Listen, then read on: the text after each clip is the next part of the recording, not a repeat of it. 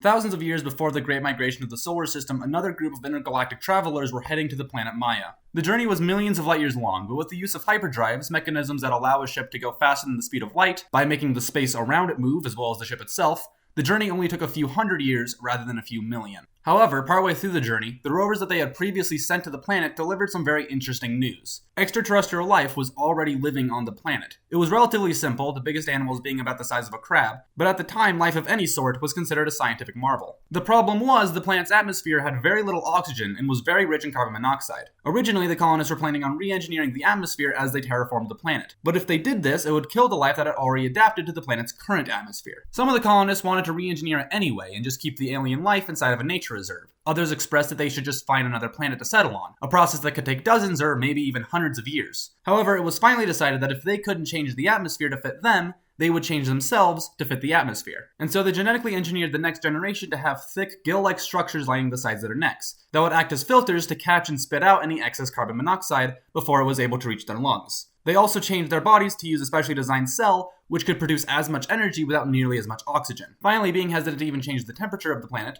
they adapted their skin to produce not only more melanin, but keratin too, which gave them a dark red-orange complexion. They also modified their shoulders to have a large collar-like structure made of a thin layer of skin that would help increase circulation and cool them down in the hot Mayan sun. With such extreme modifications happening in the span of a single generation, there was a massive cultural shift in the colonists, and body modifications like piercings, tattoos, and cosmetic surgeries became ingrained in their heritage. It got to the point that not getting such treatments became somewhat taboo and unprofessional. Because of this, the counterculture movements in the society were known for their rejection of such things and often covered up tattoos and took out piercings that they had gotten before joining the movement. This species, known as the Frill People, were not, however, finished traveling through the cosmos, and quickly began developing their own expeditions, which sent generation ships further into the galaxy and onto even less familiar planets that would require further adaptations from the already alien body plan of the more basal Frill People. One of these planets was Melona, a gas giant with an oxygen-rich atmosphere. Obviously, landing on the planet itself was not an option, as there was no land to speak of. So instead, they created large floating cities that hovered low in the planet's orbit. Now came some of the trickier problems, like the atmosphere. As previously stated, Melona was very abundant in oxygen. After adapting themselves to breathe in the Mayan atmosphere, even a moderate amount of oxygen would be toxic to a Frill person. Now, of course, the technology to reshape Melona's atmosphere was available, but coming from a society that had previously been adverse to changing a planet more than necessary, they decided not to, even though there wasn't any native life on the planet. And so they once again modified themselves to fit this alien environment. The first thing they did was add another filter to their respiratory system. This one, a beak-like structure made of tightly woven hair over their mouths and nose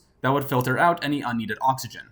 The planet's air was also extremely humid, so this beak had the added benefit of blocking some of that water. The last major adaptation they made was to the collars on their shoulder blades. They quickly realized that living above a gas giant means you're always one wrong step away from falling to your death, even with the addition of large safety nets suspended under the cities, which were expensive, ugly, and didn't work very well. Instead, they took a more severe but effective route of modifying their collars into large triangular wings. Between this and their beaks, they were later dubbed the avians. But as the generations waxed and waned, the avians were not the only ones adapting to the new planet.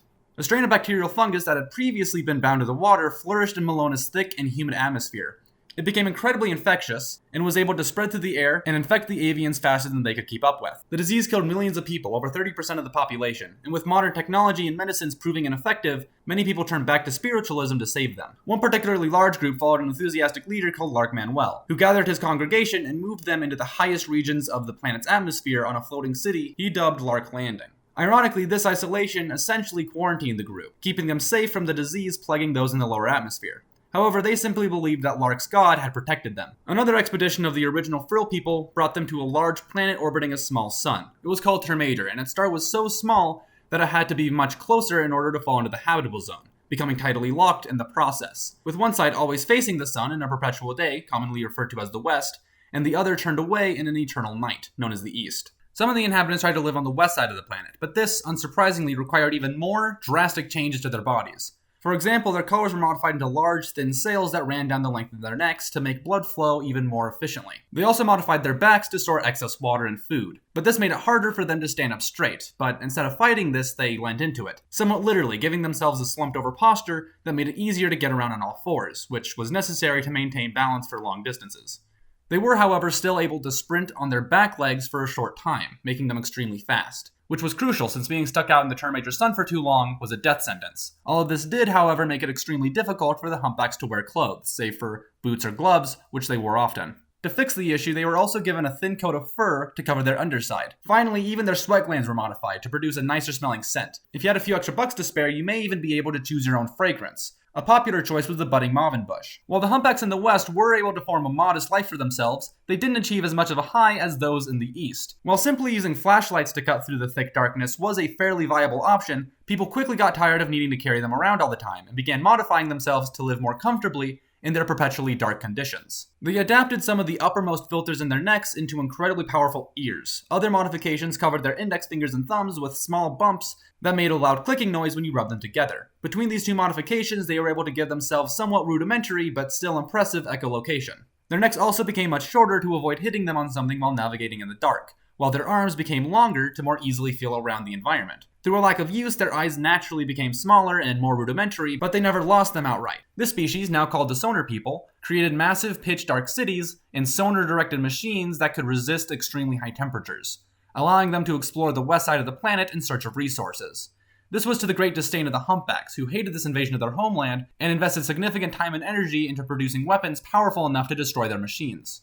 There are many other descendants of the frill people as well, such as the tide striders, who modified their colors into dorsal fins and filters into gills in order to maneuver on their water-covered homeland. Or the petalmen, who repurposed their collars into large petal-like structures to soak up their sun's heat to assist them in the frozen conditions of their new frostbitten home. And of course, there are many other unrelated posthumans, yet to be seen.